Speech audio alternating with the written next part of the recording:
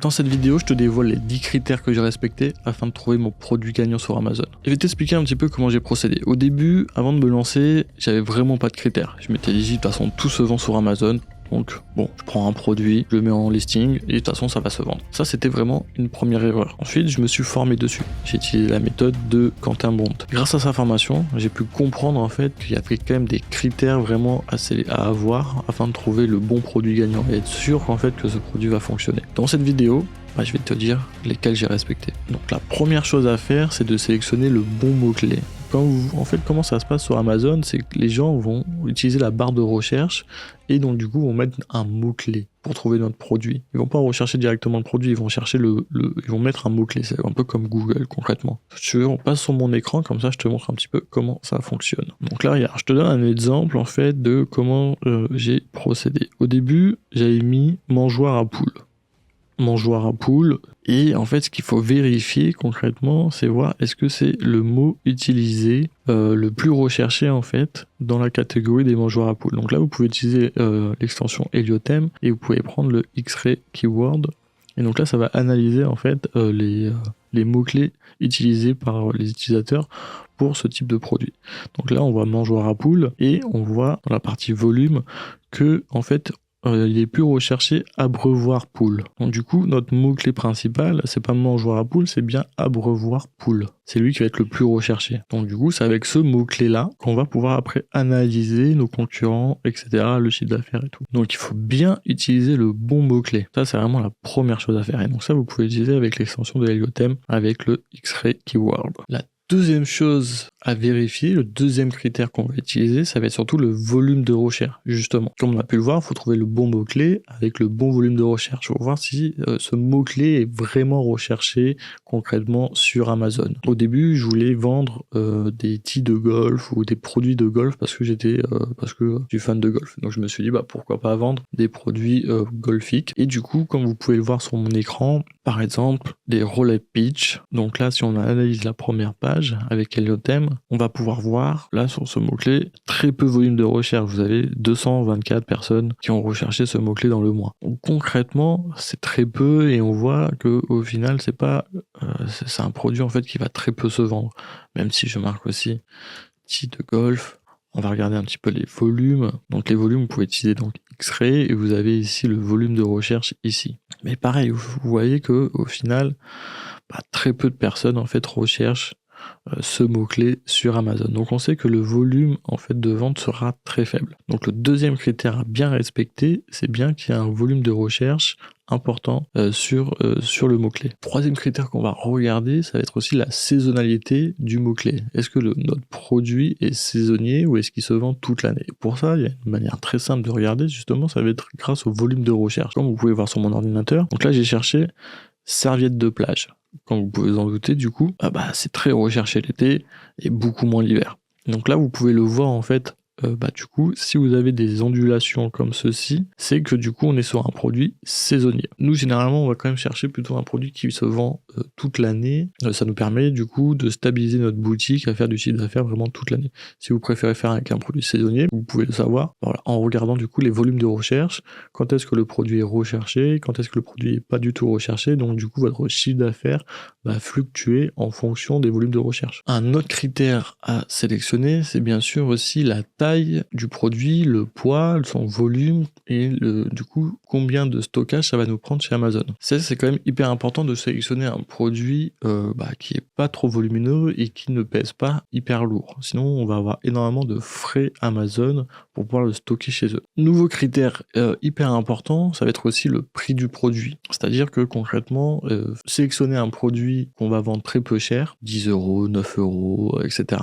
Ça va être compliqué parce que quand vous enlevez ensuite après les frais Amazon, vous enlevez la TVA, vous enlevez la publicité que vous allez faire pour pouvoir mettre en avant votre produit, vous allez faire le packaging, etc. Quand vous allez vraiment enlever tous les frais, la marge qui va vous rester va être quand même très petite et donc du coup il va falloir faire énormément de volume pour pouvoir vraiment bien gagner sa vie. Un nouveau critère qu'on va vraiment regarder, ça va être aussi le chiffre d'affaires que nos concurrents font sur ce produit-là. Donc si vous pouvez voir, on va reprendre un peu notre exemple des abreuvoirs à poules et on va aller regarder combien de chiffre d'affaires font nos concurrents. Donc on peut voir que la première page, vous avez un revenu total de 33 000 €. Les meilleurs vendeurs sur Amazon, combien ils font de revenus par mois. Donc là, on peut s'apercevoir que le premier, avec un abreuvoir à poules, il fait 7 700 € de chiffre d'affaires sur le mois dernier. Le deuxième, 2003, un peu moins de 2000, et après on descend. Donc là, on peut s'apercevoir que si notre produit se vend réellement, et si on devient top vendeur, combien on pourrait faire en estimatif. Du coup, ça nous donne une bonne idée du revenu total qu'on va pouvoir faire par mois, en vérifiant bien si c'est un produit saisonnier ou pas. Parce que là, si on est en pleine saison et qu'il fait 7007, c'est possible qu'en basse saison, on en fasse que 1000 ou 500. Donc là, du coup, vous avez un revenu estimatif. Nous, généralement, on recherchait quand même des revenus. Il fallait que ça fasse au moins 5000 €. Il faut qu'il y ait quand même plusieurs vendeurs qui fassent au moins 5000 € de revenus pour qu'on puisse se dire que ce produit peut être vraiment intéressant. Ensuite, un nouveau critère qu'on va regarder, ça va être le nombre de reviews que les concurrents ont. Donc là, on va reprendre du coup les top vendeurs sur ce mot-clé-là, et on va regarder du coup les reviews, les avis qu'ils ont, et on va regarder justement s'ils ont beaucoup d'avis ou pas. S'ils ont beaucoup d'avis, genre 10 000, 15 000, 20 000 avis, c'est-à-dire que c'est quand même des concurrents qui sont là depuis quand même un certain temps, qui sont quand même aguerris, et ça va être quand même très dur à les déloger. Que si nous demain on commence sur Amazon avec ce produit-là, avant d'arriver à 15 000 avis, ça va pas prendre une semaine non plus. Donc du coup, on va regarder si nos concurrents ont beaucoup d'avis ou pas, et s'ils en ont pas beaucoup, c'est quand même plus intéressant pour nous.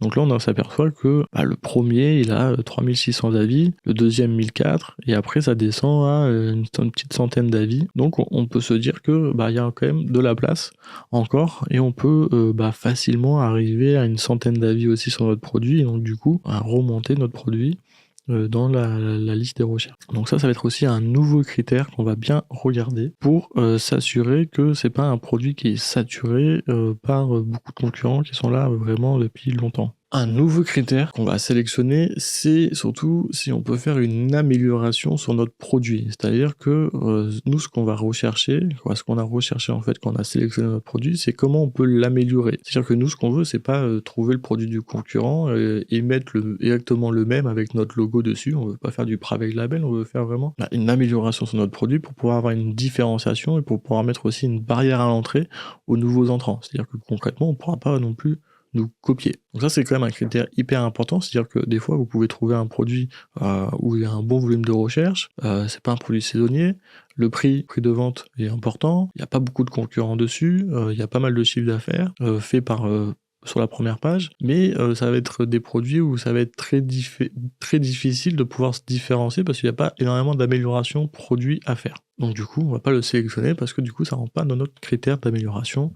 Je vous donne un exemple. J'avais trouvé des plaques insonorisantes pour mettre pour coller sur les murs, autocollantes, etc. Concrètement, il n'y avait pas beaucoup d'amélioration à part peut-être l'épaisseur de la plaque à changer, de la mousse à changer, des choses comme ça. Mais on aurait pu être très facilement copié, il n'y aurait pas eu beaucoup de barrières à l'entrée, donc du coup on n'a pas sélectionné ce produit alors qu'il répondait à pas mal des critères.